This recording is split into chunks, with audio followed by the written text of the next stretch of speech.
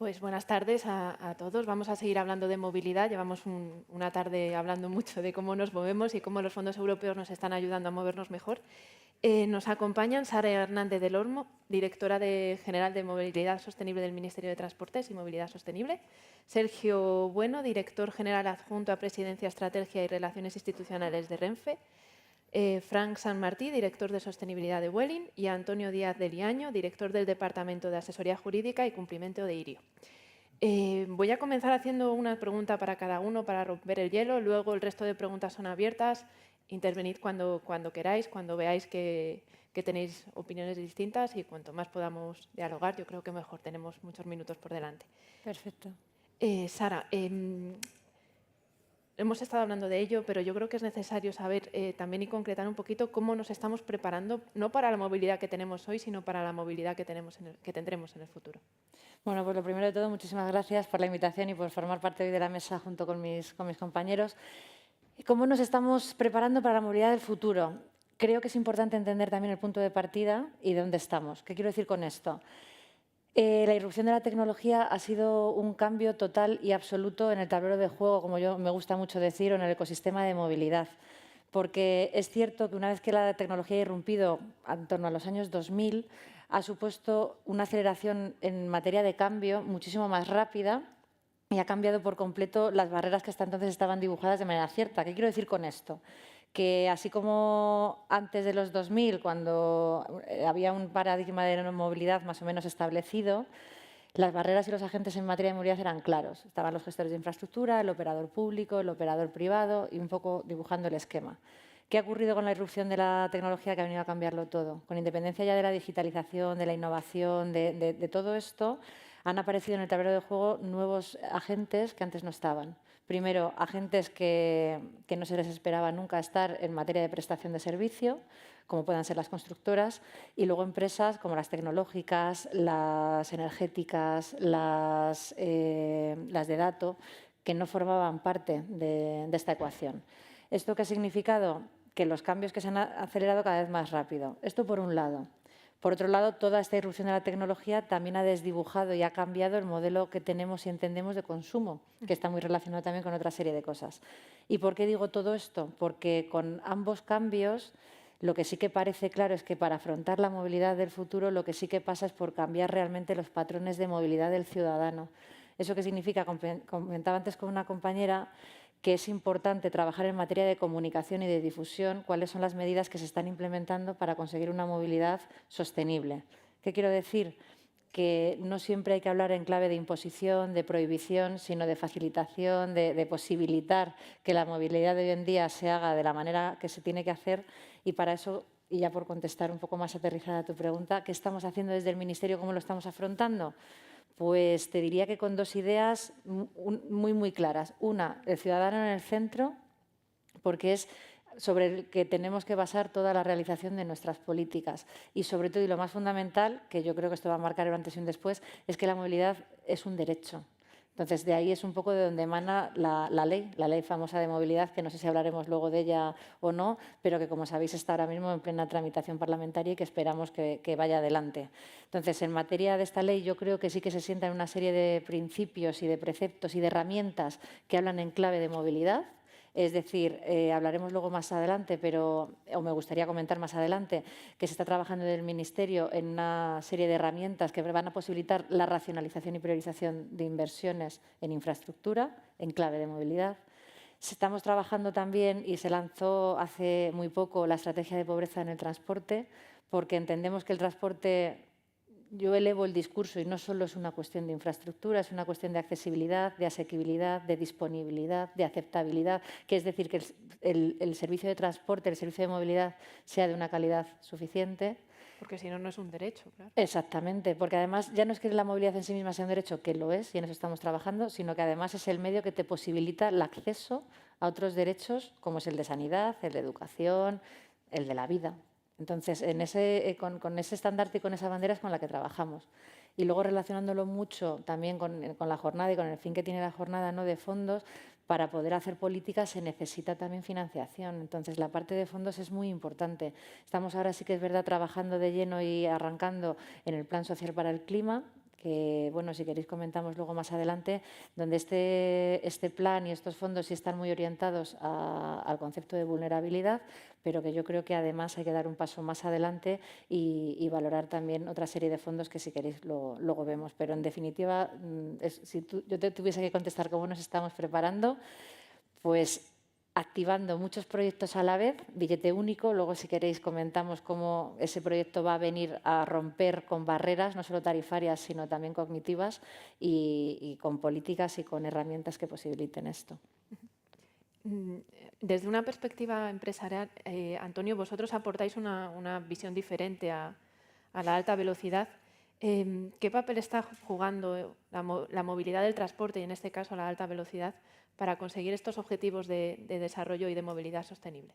Muchas gracias, Cristina. La verdad es que, hombre, contamos desde el ferroviario con una buena ventaja en este punto porque, bueno, somos eminentemente un sector que es poco contaminante, es amigo en este sentido de estas políticas y puede facilitar mucho esta política de sostenibilidad. Y al fin y al cabo, bueno, pues la entrada de nuevos operadores privados no hace más que, bueno, fomentar en este caso el desarrollo de un sector que, la verdad, las cifras nos están dando, han sido muy buenas en el año 24. Por supuesto, ha habido problemas de los que ha hablado el ministro anteriormente y, bueno, el sector tiene que adaptarse, ¿no? Y la infraestructura, tenemos una gran infraestructura que utilizar y que desarrollar y, bueno, y los operadores privados también hemos venido a ayudar en este sentido, ¿no? Entonces, bueno, pues avalados por estas cifras, avalados también por la apuesta de inversores que buscan esta sinergia con este sector, estamos, la verdad es que trabajando con muchísimas ganas, con muchísimo valor en un sector en el que, como te digo anteriormente, la infraestructura nos está ayudando. Por supuesto, la buena relación que tenemos con el Ministerio y con Adif, así como con los otros operadores, bueno, pues hace que por supuesto, habrá que terminar con determinadas divergencias que hay y es un sector todavía, la liberalización es muy nueva, ¿no? No podemos aquí hablar de... Pero bueno, hay ejemplos buenos en el ámbito europeo, el ejemplo italiano. Nosotros somos hijos un poco de Italia también y el ejemplo italiano de la liberalización ha sido muy positivo y creo y de verdad confiamos desde IRIO que este sector en España la potencialidad que tiene es tremenda y de hecho la sostenibilidad es un punto fundamental a la hora. Lo sabemos incluso pues, en encuestas de clientes, ¿no? Que oye, uno de los motivos por los que alguien utiliza el tren como su medio de transporte pues es también, como no, la sostenibilidad, ¿no? Es un punto que, como decía, el pasajero, el cliente, el ciudadano debe estar en el medio de todo. Bueno, pues el ciudadano también elige en función de esos aspectos. Y Sergio, en el caso de Renfe, que sois el operador estatal, que no solo estáis en alta velocidad, estáis en convencional, en cercanías, y con una capilaridad en todo el territorio, al final esta presencia global os da otra perspectiva en cuanto a movilidad y en cuanto a cómo debe ser la movilidad sostenible. En vuestro caso, ¿qué pasos estáis dando? Entiendo que tanto a nivel estatal con grandes conexiones como a nivel más local. Sí, nosotros seguimos renovando cada día nuestro compromiso que se cifra en hacer mejor aquello que sabemos hacer bien. Dicho esto, en el contexto en el que estamos, donde parece que todo es un problema, pues si analizásemos el conjunto de circulaciones de trenes que hacemos y todo el alto número de frecuencias en los distintos servicios que se prestan, te darías cuenta que el índice de incidencias vinculadas a la operación son prácticamente muy pocas, ¿no? Lo que ocurre es que tienen una traslación y un ruido mediático muy elevado. No obstante, nosotros como operador incumbente, lo que principalmente nos preocupa y nos motiva en este momento es ser un actor útil en la vertebración del territorio. Para nosotros, lo decía Sara al principio, poner al viajero en el centro de nuestra operativa diaria es lo fundamental y ser capaces de llegar con toda la red y con todos los servicios que se prestan al mayor número de ciudadanos posibles y facilitar la movilidad cotidiana es nuestro principal objetivo.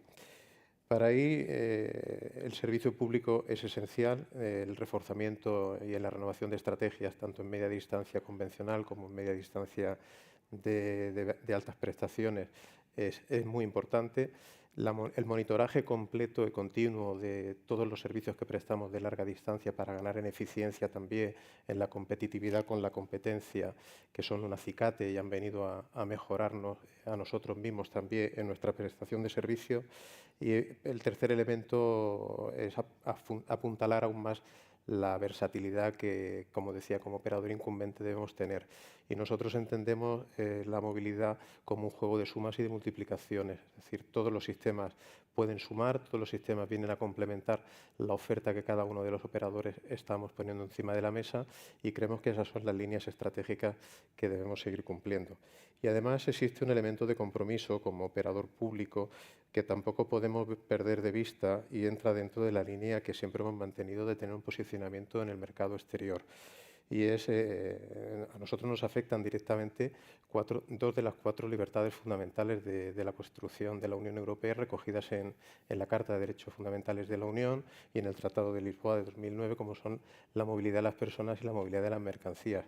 Nosotros estamos plenamente concernidos en que eso sea una realidad, en apostar por un mercado mucho más uniforme en el ámbito de la Unión, que sin duda redundará no solo ya en la vertebración del país, sino en la mejora de la movilidad de la sociedad europea en su conjunto. Pues cambiamos de tercio, nos vamos al transporte aéreo. En el caso de la aviación estamos en un escenario muy diferente porque la sostenibilidad viene ligado al combustible que utilizáis. Los SAF todavía están en una fase muy inicial, pero ¿cómo van a cambiar el sector? Pues muchas gracias por la invitación. Y sí que es verdad, ¿no?, que la aviación está un poco en el punto de mira cuando hablamos del tema de la sostenibilidad. En realidad, las emisiones de CO2 por la aviación son del 2 al 3% globales, aunque sí es cierto que si no nos ponemos las pilas, pues va a aumentar, porque otros sectores sí que se pueden poner las pilas, ¿no?, o la electricidad, ¿no?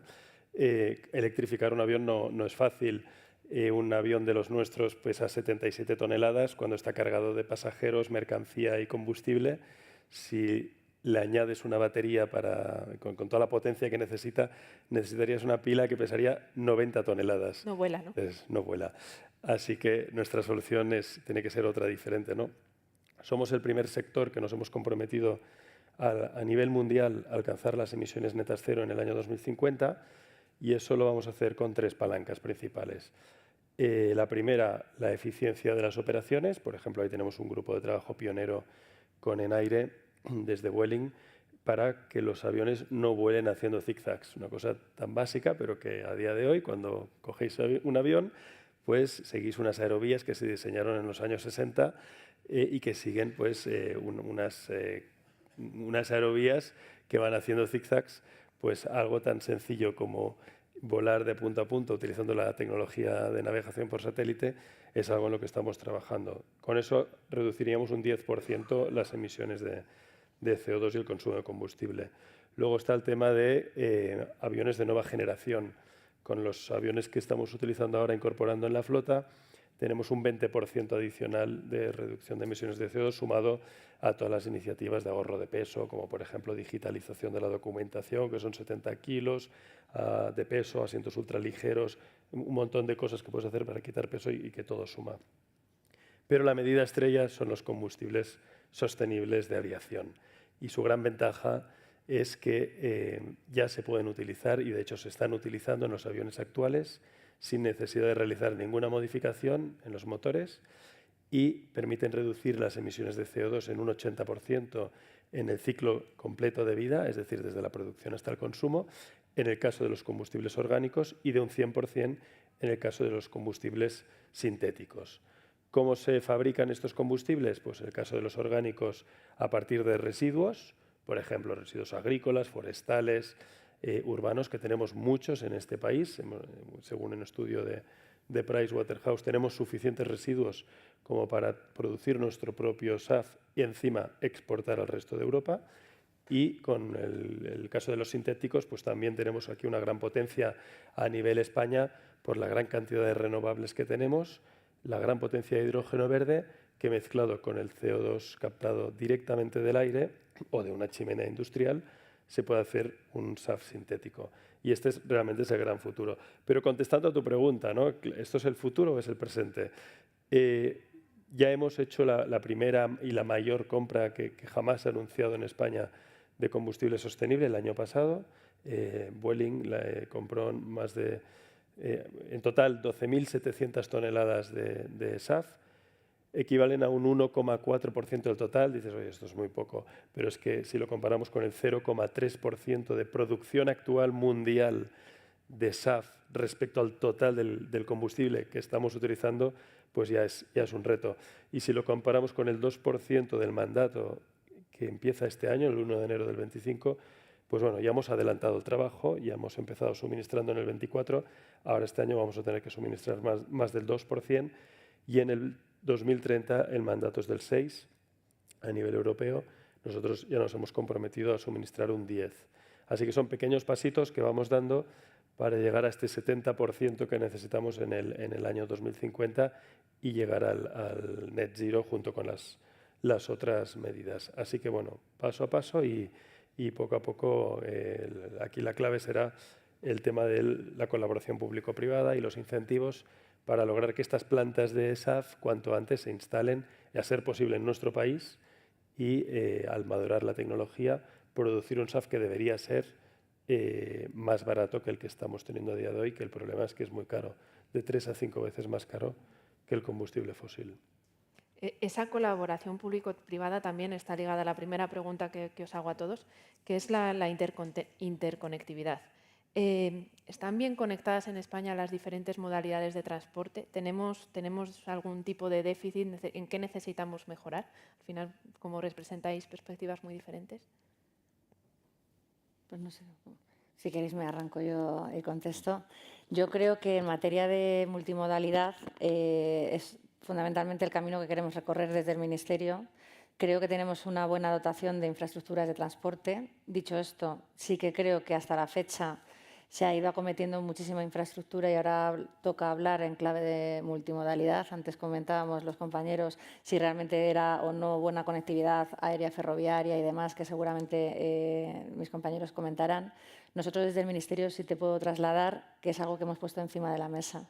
De hecho, ayer tuvimos Comisión de Planificación de Infraestructuras. Nosotros abordamos ahora esta cuestión y para nosotros es prioritario racionalizar y priorizar inversiones en clave de multimodalidad. Y esto lo que quiere decir es analizar las necesidades de inversión que hay para responder a una movilidad sin fisuras, ¿no? Racionalizar el porqué y el para qué de estas inversiones y garantizar que esto se da en forma. Eso en cuanto a infraestructuras y hablando meramente de conectividad. Pero, como te comentaba al principio, y dado que mi estandarte sobre todo es mucho defender este concepto de movilidad sostenible, a mayores de la conectividad física que existe entre modos, que sin duda alguna, si no existe, no es posible hablar en clave de multimodalidad, también creo que es importante que quitemos barreras administrativas a la hora de una concepción de movilidad. ¿Qué quiero decir con esto? Que hablemos de qué está ocurriendo en el sistema de transportes a nivel nacional. Es decir, que hablemos de si el sistema, si los servicios de transporte son realmente accesibles para todos y en qué condiciones, si son asequibles, si están disponibles, si son aceptables. Es decir, no es lo mismo valorar cómo nos movemos en los núcleos urbanos más consolidados a cómo nos movemos en áreas rurales o cómo nos movemos simplemente en la periferia y en las circunvalaciones metropolitanas. Es decir, nosotros queremos abordar la cuestión desde todas las perspectivas. Entonces, ahí sí que es cierto que va a ser muy necesaria la colaboración público-privada de la Administración junto con los operadores para entender precisamente dónde están esos déficits. Bien, en esa colaboración, desde el punto de vista de las empresas, ¿qué pasos necesitáis? Yo creo que en términos generales sí estamos bien posicionados en cuanto a la multimovilidad y que los sistemas converjan. Hay un muy buen trabajo previo hecho desde la administración local y la administración autonómica que han cimentado una buena red en el ámbito más próximo a los movimientos de los ciudadanos. hay que apostar claramente, como lo decía al principio, por la complementariedad de los sistemas y ser más eficaces allí donde podemos serlo. Y tenemos que hacerlo, desde el caso de Renfe, apostando por varios ejes. El primero es la simplificación de los sistemas de transporte y hacerlos lo más accesible posible a los ciudadanos. Hablamos de modelos de billete único, de integración tarifaria, que permita que el usuario no se vuelva loco a la hora de tener que seleccionar cuál es su medio de transporte, sino que sepa que tiene un título habilitante que le permite desplazarse y solo tiene que buscar la mejor opción en función de las necesidades que tenga, ya sean laborales, de ocio, de desplazamiento temporal, y que se adecue, como decía, a sus necesidades. Segundo elemento que no podemos perder de vista es la inclusión. Es decir, tenemos que ser capaces de que los sistemas de transporte sean lo suficientemente accesibles desde el punto de vista económico para que nadie se quede atrás, si queremos que sea verdaderamente útil a la sociedad a la que nos dirigimos. Y debe ser eficaz y eficiente, y para eso los nuevos sistemas de análisis prácticamente a tiempo real son fundamentales. Tenemos que ser capaces de analizar la demanda, analizar los nuevos nichos de requerimiento de un impulso de movilidad, ya sea estructural o ya sea coyuntural, para poder satisfacerlos de manera eficaz, y eso incentiva, sin ningún género de duda, el acercamiento al transporte público en cualquiera de los operadores a la ciudadanía. Y por último, un elemento que también es importante, que es la disuasión de la utilización del vehículo privado. ¿Eso significa censurar al vehículo privado? No, es un método de movilidad tan válido como otros, pero sí está sobredimensionado, y creemos que se tiene que intentar reajustar también la utilización que se hace del mismo desde un punto de vista más racional y también mucho más sostenible. Respondiendo en concreto a tu pregunta, sí, nos queda ámbito de trabajo también, pero creo que se han sentado unas bases importantes para conseguirlo. ¿Cómo lo veis vosotros? Desde luego, nosotros en IRIO como marca propiamente, apostamos muchísimo por la multimodalidad.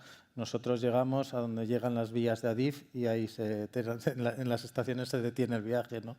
Pero buscamos, por supuesto, y lo estamos haciendo a través de acuerdos privados con compañías aéreas, también con compañías de autobuses, de trenes, de taxis, incluso también, bueno, llegar más allá, ¿no? Y me encanta que Sara y que la Administración, la personalizo en ti, ¿no? Que estéis trabajando y que sea una de vuestras preocupaciones promover esas condiciones para que la multimodalidad sea una realidad, ¿no? La infraestructura, por supuesto, es muy importante. También quizá la seguridad jurídica que tiene que haber a la hora de la interconexión de los billetes, ¿no? entre los distintos ámbitos modales. Bueno, eso es un trabajo que se puede hacer. Eso, sin duda, será difícil, tiene sus complejidades, por supuesto, a la hora de pues responsabilidades jurídicas. Son temas muy complejos, pero que existe un gran ámbito y un gran espacio en el que yo creo que salimos beneficiados todos, salimos beneficiados los operadores de todos los sectores, si al final somos capaces de aunar esfuerzos para que una persona que quiere viajar de León a Alicante pueda hacerlo no solo en un solo medio, puede hacerlo en distintos medios, de la manera en que sea una posibilidad sostenible, económica, viable y cómoda para el usuario, por supuesto. La multimodalidad está a la orden del día. Si me permitís, además, porque basta que los dos hayáis trasladado. Sí que es verdad que ahora, por ejemplo, el proyecto de billete único para el Ministerio creemos que es la solución única a la movilidad, ¿no? O sea, para solucionar un tema de movilidad es verdad que hay muchos vértices del dodecaedro, ¿no? Como digo yo, que hay que abordar, pero, por ejemplo, la parte de billete único, que por supuesto viene a esa integración territorial, vertebración territorial y demás, sobre todo también hay un tema de barrera cognitiva. ¿Qué quiero decir con esto? Lo estamos viendo ahora yendo a los territorios, explicando bien el tema de billete único, ¿no? Todo el mundo al final tenemos un concepto endogámico de entender lo que conocemos y de la realidad que vivimos, ¿no? Yo creo que todo madrileño sabe cómo funciona el sistema de transportes de Madrid, en Cataluña lo propio, en Valencia y demás. ¿Qué quiero decir con barrera cognitiva? Que yo vengo ahora de Sevilla hoy por la mañana.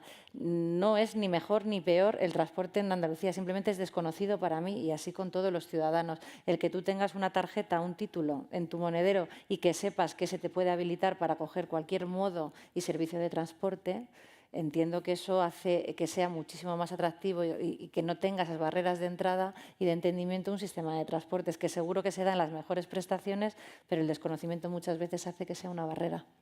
¿Y este título único serviría también para la aviación o sería más difícil? Sí, por supuesto estamos, y de hecho hay acuerdos, ¿no?, de tren-avión, y estamos totalmente a favor de que el usuario pueda elegir lo que mejor le convenga por tiempos, por costes o por cercanía de comodidad, ¿no?, de lo que logísticamente le sea mejor. Entonces, en este sentido, pues quizás tendríamos que ser capaces, ¿no?, de desarrollar como grandes hubs o centros de conexión donde llegara pues, el avión, el tren, el autobús, los drones, lo que sea, ¿no? Es decir, mega hubs donde realmente se optimizara esta conectividad y permitiera el transporte lo más sostenible posible. Eso sería una forma de verlo. Y hablando de colaboración público-privada y sostenibilidad, porque claro, en el caso de la aviación, si lo que queremos es reducir las emisiones de CO2, realmente tenemos que atacar el problema del dónde están las emisiones, ¿no? El 90 y pico % de emisiones, según un estudio del Colegio Oficial de Ingenieros Aeronáuticos de España, si elimináramos, por ejemplo, las rutas que hacen los aviones de 2 horas y media, 3 horas, que se podrían sustituir en tren, pongamos por caso, se conseguirían reducir el 0,9% de las emisiones de la aviación, que son el 2%, es decir, 0,2, o sea, del 0,9 del 2, o sea, es una 10.000ª parte, ¿no? Entonces, realmente, si queremos atacar el problema de las emisiones de CO2, lo que necesitamos es el SAF, ¿no?, el combustible sostenible de aviación, por sus siglas en inglés, que es lo que nos permite descarbonizar toda la aviación. Y ahí, como os he comentado antes, ¿no?, el tema del precio es el crítico. Y si queremos que sea asequible la aviación para que siga brindando los beneficios que da la sociedad de conectividad, atracción de empresas, el PIB, ¿no?, por cada 10% de incremento de conectividad se genera un 0,5% de incremento de PIB per cápita y un 1,6% más de empleos en España. Eso se conseguirá con ese SAF que se produce a través de residuos, que el residuo no es caro, todo el mundo se quiere sacar de encima el residuo, pero a través de una tecnología que esté lo suficientemente madura como para que el producto final que sale sea lo suficientemente barato, ¿no?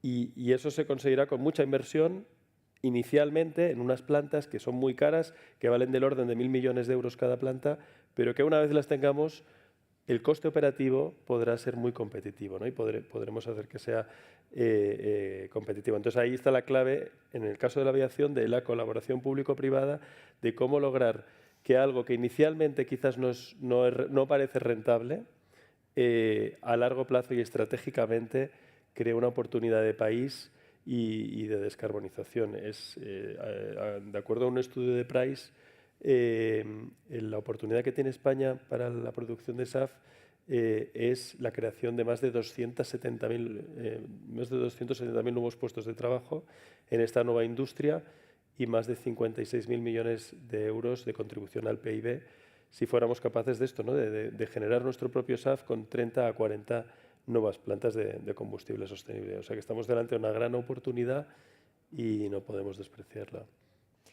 Comentaba Sara hace un momento que muchas veces los ciudadanos no sabemos más allá del transporte que nos rodea, pero yo creo que muchas veces tampoco sabemos cuánto contamina el transporte que utilizamos. O sea, tampoco somos conscientes como la ciudadanía en general podemos tener una percepción, pero no sabemos, y quizás necesitamos algo más de concienciación y algo más de aprendizaje. ¿Cómo es posible desde vuestros diferentes puntos de vista explicar y transmitir a la ciudadanía hacia dónde vamos y qué contamina y qué pasos debemos dar también nosotros, o sea, desde el otro lado?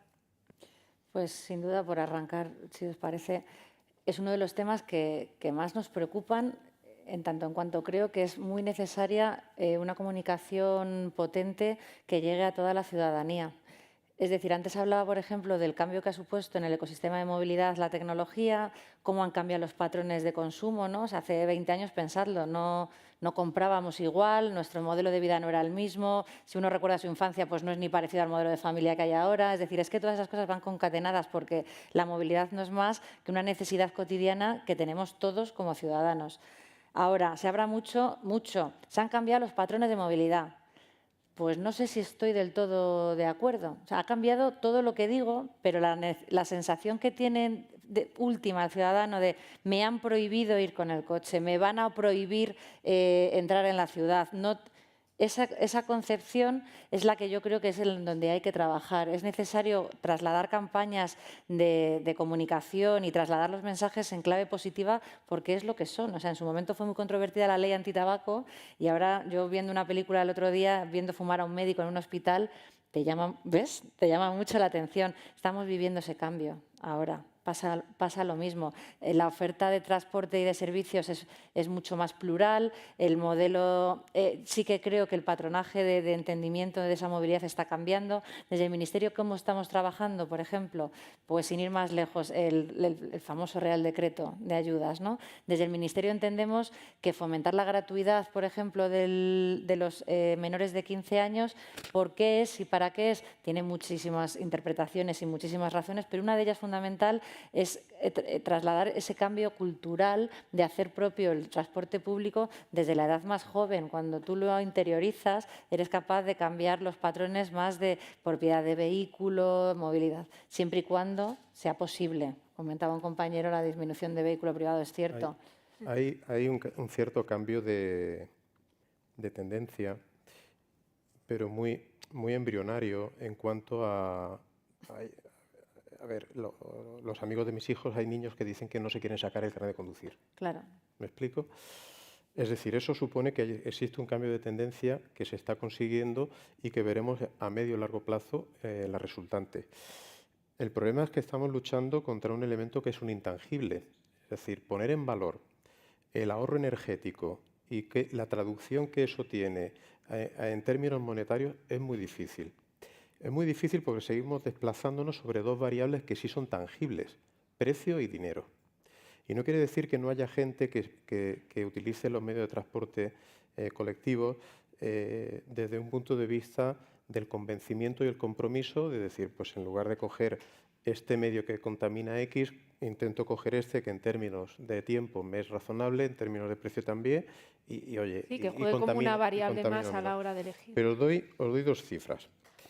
Si nosotros fuésemos capaces de ser 100% renovables en nuestra prestación del servicio, eso tendría un retorno del rango de los 115 a 140 millones de euros año. Eso nos podía permitir internalizar costes, que era un poco la línea que tú estabas hablando con el tema del combustible, internalizar costes y que eso al final redujese el precio final porque no tendrías que repercutir esa parte del precio en el billete. Y entonces estaríamos convirtiendo el vector sostenibilidad en un elemento tangible porque lo estaríamos monetarizando. Y os doy otro dato. Si en el mercado de mercancías, que es 4 veces más barato movilizar mercancías y desplazarlas en sistemas ferroviarios que por carretera, 4 veces más barato, hiciéramos una transferencia solo de un 1% de lo que se está movilizando por carretera a subirlo al ferrocarril, estaríamos hablando de un rango de 100 a 125 millones de euros año. Un 1% del transporte por carretera. Ahora, abordamos ese debate, le sacamos mercancías a la carretera y las subimos al tren cuando un 1%, no quiero plantearme yo, no quisiera estar en la piel de la administración que le tocase hacer eso, que habrá que plantear ese debate a futuro, no porque el tren sea mejor, sea más rentable, sea más económico, sea más sostenible, sino porque al final, si hablamos de movilidad, si hablamos de contaminación, tenemos que hacerlo de una visión integral. Y no podemos estar haciendo apuestas a medias y que no terminen de despegar porque el contrapeso es demasiado elevado en un sector muy específico. O sea, lo que seguro va a ser muy necesario es a las campañas además de comunicación, no solamente quedarnos en la parte negativa, si es que es la interpretación negativa que se está haciendo de las zonas de bajas emisiones, la prohibición de entrar en tal, sino además como administración ser responsables en dotar de que sean vasos comunicantes. Te quito de aquí, pero porque te estoy dotando de un buen sistema, te estoy dotando de una buena accesibilidad, te estoy dotando de oportunidades, de opciones, de complementariedad, como hablaba él en el caso de mercancías, carretera, ferrocarril. Este ha sido un debate siempre muy candente, ¿no? Yo creo que por fin se miran y se habla en clave de complementariedad. Creo que ahí es donde está ahora mismo el foco que tenemos que poner, garantizar que la movilidad sea posible, pero que sea posible la movilidad del siglo XXI. Antonio, Frank. Sí, sobre decisiones informadas, ¿no?, a nuestros clientes sobre cuántas emisiones de CO2, por ejemplo, representan viajar en avión. O sea, lo primero que los sorprende es que es del orden de 70 gramos de CO2 por pasajero y kilómetro, cuando en sus coches, pues un coche de una motorización de unos 150 caballos, pues eran unos 150 gramos, ¿no? Entonces ya, de entrada la gente no se lo cree. Anda, a lo mejor yo me iba a ir a Bilbao con mi coche pensando que era más sostenible, ¿no?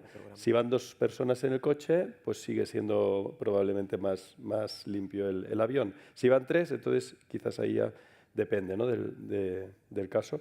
Pero este es eso uno, ¿no?, de realmente que conozcan cuál es la huella, pero luego también está el tema de que conozcan que hay una solución, que es el combustible sostenible de aviación, que la gente no lo conoce, y que si la gente lo supiera y hubiera este empeño, esa colaboración público-privada, pues tendríamos modelos como el americano, en donde en Estados Unidos se ha conseguido la paridad del precio del combustible sostenible con el fósil, con el combustible tradicional, el queroseno, por los incentivos que hay en el Inflation Reduction Act.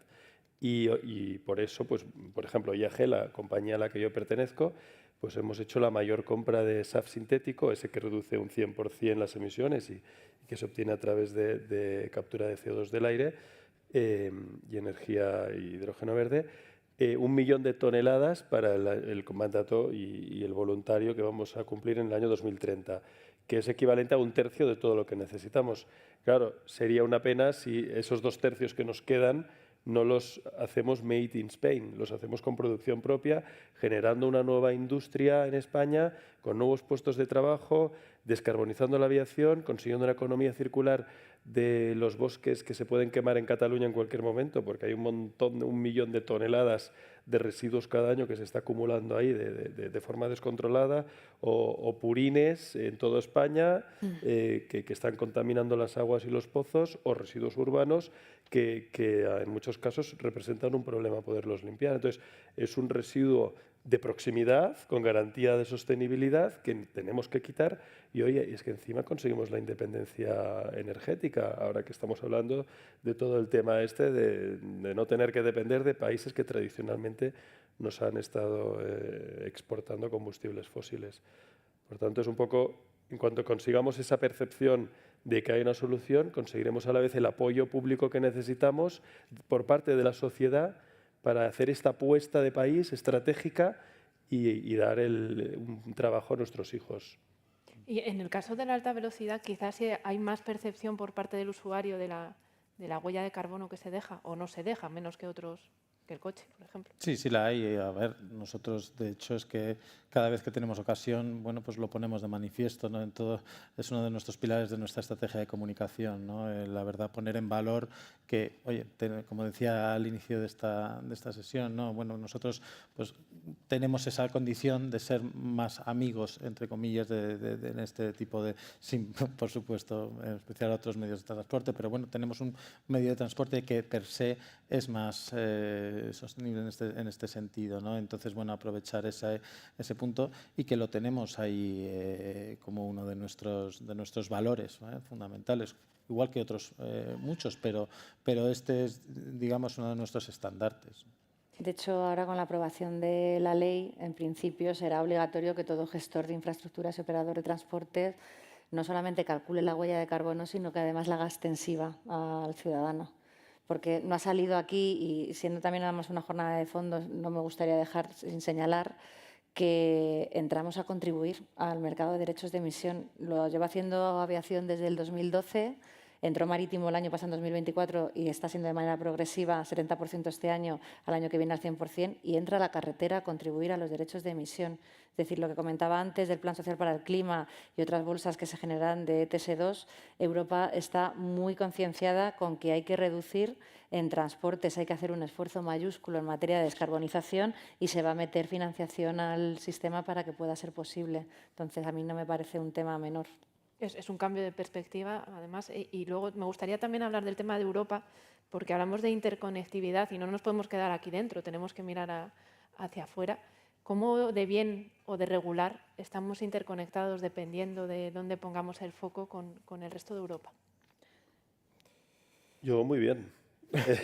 A nivel aéreo, Tenemos, es verdad que la conectividad es muy buena. por ejemplo, en el caso de Barcelona, por ejemplo, pues si cogemos una de las bases, bueno, la base principal de Vueling, es el tercer aeropuerto más bien conectado de Europa, que de vuelos de corto y medio radio, es decir, intraeuropeos, ¿no? Y si cogemos el caso de España, pues 1 de cada 3 pasajeros que va, por ejemplo, en varios corredores, pero el caso de Francia, España-Francia, pues 1 de cada 3 pasajeros también vuelan con Vueling y ahí pues también estamos permitiendo esa conectividad, ¿no? Así que no solo con España, que 1 de cada 3 pasajeros domésticos viaja con nosotros, sino que a nivel Europa prácticamente la mitad de nuestros vuelos o un poco más se va hacia Europa, así que tenemos esa vocación, ¿no?, de conectar España con Europa y esa posición. Nuestro hub principal de operaciones es Barcelona, esa posición nos da buena palanca para esa conexión. En el tren no estamos tan bien, ¿no? Nosotros, evidentemente, ¿no? Nosotros estamos luchando para no quedarnos en una especie de isla ferroviaria, ¿no?, como es la península. No tenemos la versatilidad que tiene el avión en esa movilidad, ¿no? Ahí nosotros, por poner un dato, ¿no?, solo el 0,5% de los turistas que llegan a España al año lo hacen a través de un tren. Eso es muy revelador, ¿no?, porque si España es una potencia en la atracción turística y que tan pocos viajeros, ¿no?, te vengan a través del tren, significa que tenemos una cuota de crecimiento importante. Ahí estamos intentando poner en marcha una alianza con Tour España para buscar la mejor promoción de nuestro modelo de movilidad, de forma y manera que tenga un impacto positivo desde el exterior y hacer que ese flujo hacia la movilidad ferroviaria en España. Pero más allá del elemento tan circunscrito, ¿no?, al ámbito turístico, y lo decía en mi primera intervención, nosotros como operadora pública nos sentimos plenamente concernidos con el proyecto de construcción europea. Existe un marco regulatorio tremendamente heterogéneo dentro de los Estados miembros a la hora de poder planificar y desarrollar el servicio ferroviario. Hace falta un proceso de liderazgo europeo conducente a una normalización normativa que acabe con esas más de 800 normas que existen ahora mismo que dificultan el posicionamiento, el crecimiento orgánico o inorgánico de una compañía como Renfe en el mercado de la Unión, en el mercado único. ¿Por qué nos queremos posicionar en Francia? Porque un objetivo es mantener e incrementar, o ha sido esa línea estratégica, ¿no?, las conexiones con Marsella y con Lyon. Pues precisamente ese, ¿no?, el ganar presencia en el mercado exterior y unirte a los grandes corredores, no solo de viajeros, sino también en los grandes corredores de la red europea del transporte de mercancías que es tan necesaria y tan importante, y está haciendo el Gobierno un esfuerzo inversor muy importante, y justo es reconocerlo para recuperar años de déficit a la hora de desarrollar esas estrategias. Pero ojo, que también por un proteccionismo malentendido también tienen frenos en el mercado exterior, perdón, en el mercado de la Unión, y las inversiones no circulan ni se están ejecutando a la misma velocidad en el contexto que nos permita darle una salida hacia afuera a nuestras mercancías, como si se están acelerando en el mercado español. De ahí que uno de los elementos que nosotros tenemos encima de la mesa es esa vocación internacional de la operadora, pero no ya como un elemento de ponernos una medalla y decir hemos llegado a este sitio, estamos en Italia ahora operando una línea pequeñita de servicio público en una colaboración público-privada, u otras en Europa del Este con Leo Express, que también es otro modelo de colaboración público-privada, sino que lo hacemos desde el convencimiento de la transformación de la movilidad con carácter general. Os pido concreción, un poquito de colaboración público-privada en este caso. Si podéis resumir en 15 segundos vuestra opinión, porque nos queda menos de un minuto. Pues fantástico. No, vamos, creo que está muy bien dicho, ¿no? La colaboración público-privada es aquí el alma mater de todo esto, ¿no? Porque ni los privados podemos ir por nuestra parte solos y, por supuesto, es una responsabilidad de la Administración pública el promover estas condiciones para que podamos todos operar, que al final, en definitiva, es en beneficio del ciudadano, ¿no? del que ha pagado los impuestos para que estos medios de transporte puedan llegarle y serle útiles. Y Sara. Absolutamente necesaria la colaboración público-privada y te diría y la colaboración público-pública también, para poder hacer posible los proyectos que tenemos por delante. Hablar de colaboración público-privada sería abrir ahora, yo creo, también otro debate, otro melón de 2 horas aquí, pero para muchas cosas los considero al sector privado las rótulas y los posibilitadores de que se produzca el cambio en los patrones de movilidad que comentábamos antes. Entonces, luego ya los esquemas, los desarrollos, el cómo bajar a tierra esa colaboración público-privada por casos, pero absolutamente necesaria. E insisto en la colaboración público-pública también, entre administraciones. Se nos ha pasado ya el tiempo. Muchas gracias. Se nos han quedado muchas cosas por hablar, pero bueno, como el tema va a ir para largo, nos veremos en otras ocasiones. Así que muchas gracias. Muchísimas Muchas gracias a gracias. vosotros.